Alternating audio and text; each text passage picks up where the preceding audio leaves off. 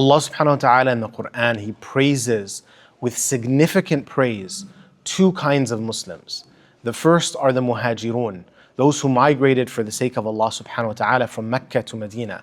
الَّذِينَ أُخْرِجُوا مِن دِيَارِهِمْ, those who were expelled from their homes and they left behind all of their wealth. يَبْتَغُونَ فَضْلًا مِّنَ اللَّهِ وَرِضْوَانًا, they are seeking the bounty of Allah and His pleasure. They gave up everything for the sake of Allah Subhanahu Wa Ta'ala. They were tortured, they were kicked out of their homes. They went to Medina only to please Allah and to support Allah and His Messenger.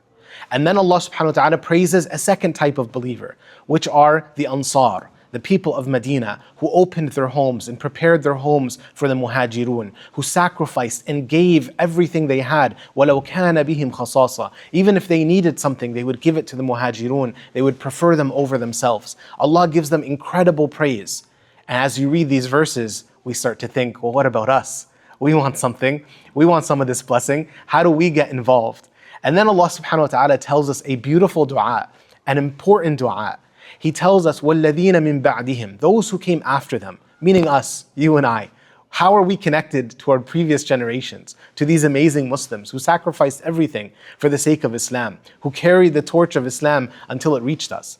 He says, وَالَّذِينَ مِن بَعْدِهِمْ, those who came after them, they made a dua.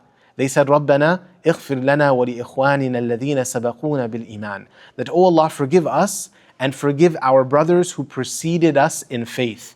This dua connects us to those who came before us, because we cannot replicate their deeds. We cannot be in Badr and in Uhud like they were. But by making this dua, we are now connected to the generations of Muslims who came before us, including the Sahaba and all the amazing things that we did. By making dua for them, we are now connected to all the good that they do. وَلَا تَجْعَلْ فِي قُلُوبِنَا غِلًّا لِلَّذِينَ آمَنُوا. And then we say in this dua, oh Allah, don't put in our hearts any form of resentment for those who believe.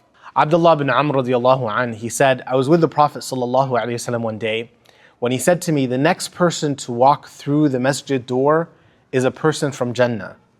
And then he saw an Ansari, a simple man, enter through the door. So he said, I want to know why this man is from the people of Jannah. So he kept following him, watching him, spying on him, trying to figure out what made this man special. But he found that he was just a regular guy. He prayed like everyone else, he fasted like everyone else. There was nothing special that he was doing above and beyond what everyone else did. So finally he confronted him. He went to him and said, the Prophet told me you are of the people of Jannah.